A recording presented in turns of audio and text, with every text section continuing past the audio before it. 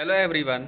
आज हम एनसीईआरटी सार संग्रह जिसमें हम मॉडर्न हिस्ट्री का चैप्टर रॉलेट एक्ट और जलियांवाला बाग हत्याकांड के बारे में पढ़ेंगे।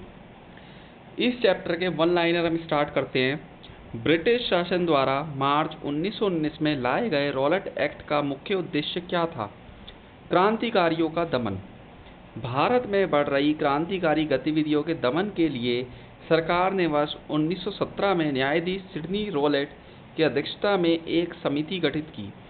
इसका उद्देश्य क्रांतिकारियों को कुचलने के लिए एक प्रभावी योजना का निर्माण करना था। इसके सुझावों पर मार्च 1919 में पारित विधेयक रॉलेट एक्ट के नाम से जाना गया। जब रॉलेट एक्ट पारित हुआ उस समय भारत का वायसराय कौन था? Lord Chelmsford. किस औपनिवेशिक कानून को बिना वकील, बिना अपील और बिना दलील के नाम से जाना जाता है? Rowlatt act. रॉलेट एक्ट के विरोध में किसके द्वारा देशव्यापी सत्याग्रह चलाने का निर्णय लिया गया? महात्मा गांधी। रॉलेट एक्ट के विरोध में किसने लगान न देने के लिए आंदोलन चलाने का सुझाव दिया था? Swami Shraddhanand. The anarchical and revolutionary crime act 1919 को सामान्य बोलचाल में क्या कहा जाता है? Rowlatt act. जलियांवाला बाग नरसंहार से पहले कौन सी महत्वपूर्ण घटना घटी थी? रॉलेट एक्ट का पारित होना। पंजाब के अमृतसर शहर में जलियांवाला बाग हत्याकांड कब हुआ था? 13 अप्रैल 1919 को। रॉलेट सत्याग्रह के दौरान पंजाब के दो लोकप्रिय नेता डॉक्टर सैफुद्दीन किचलू और डॉक्टर सत्यपाल मलिक को गिरफ्तारी और ब्रिटिश दमन का विरोध करने के लिए 13 अप्रैल 1919 को बैसाखी के दिन अमृतसर के जलियांवाला बाग में एक सार्वजनिक सभा बुलाई गई थी, जहां जनरल डायर द्वारा निहत्थी भीड़ पर गोलियां चलवाकर लगभग 1000 लोगों की हत्या कर दी गई। इसी घटना को जलियांवाला बाग हत्याकांड के नाम से भी जाना जाता है। जलियांवाला बाग हत्याकांड के बाद किस विख्यात व्यक्ति ने ब्रिटिश सरकार द्वारा प्रदान की गई नाइटहुड की उपाधि को वापस लौटा दिया था? रविंद्रनाथ टैगोर। जलियांवाला बाग हत्याकांड के विरोध में वायसराय की कार्यकारिणी परिषद की अध्यक्षता से किसने इस्तीफा दे दिया? के शंकर नायर ने। जलियांवाला बाग हत्याकांड जांच हेतु ब्रिटिश सरकार द्वारा किस कमेटी का गठन किया गया? Hunter committee. जलियांवाला बाग हत्याकांड के लिए जिम्मेदार जनरल डायर को किसने लंदन में मार डाला था? उधम सिंह ने। कांग्रेस ने जलियांवाला बाग हत्याकांड की जांच हेतु मदन मोहन मालवीय की अध्यक्षता में एक समिति गठित की।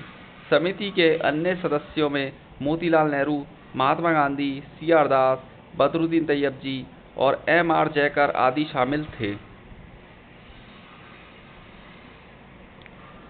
स्वतंत्रता संग्राम की प्रमुख घटनाएं। 1885 भारतीय राष्ट्रीय कांग्रेस की स्थापना। 1905 बंगाल विभाजन के फलस्वरूप आरंभ हुए स्वदेशी आंदोलन का भारत के विभिन्न क्षेत्रों में प्रसार। 1906 मुस्लिम लीग की स्थापना। 1909 इंडियन काउंसिल एक्ट।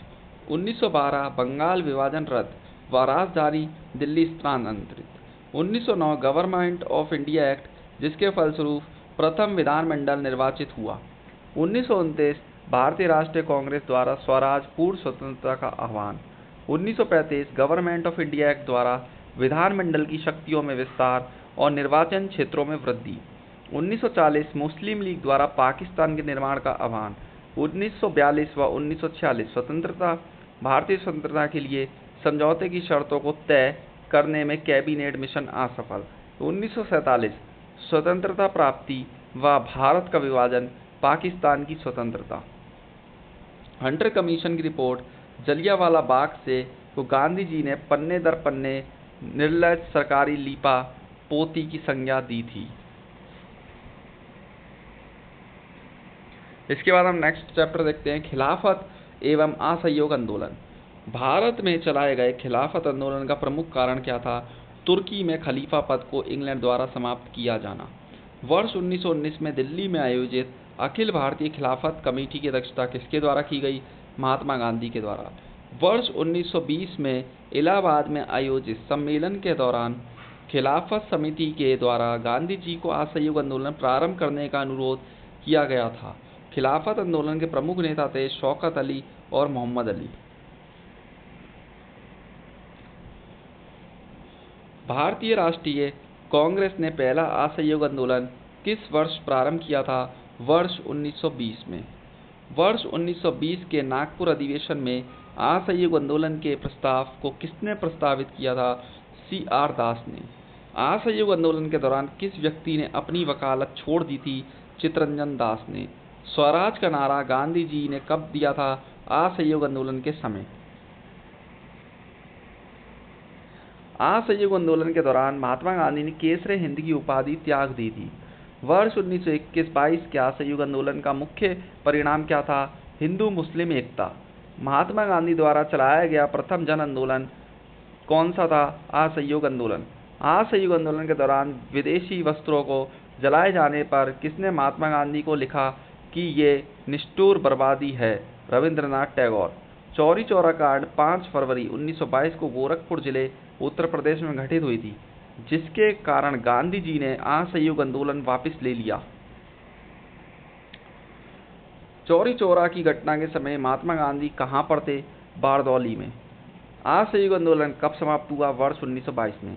असहयोग आंदोलन के दौरान मोतीलाल नेहरू, C.R. दास, श्री राजगोपालाचारी, वल्लभ भाई पटेल, आसफ अली, T. प्रकाशन व राजेंद्र प्रसाद जैसे प्रमुख वकीलों ने अपनी वकालत छोड़ दी थी।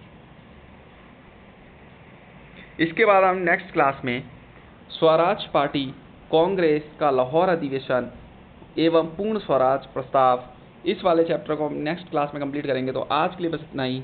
Thank you so much.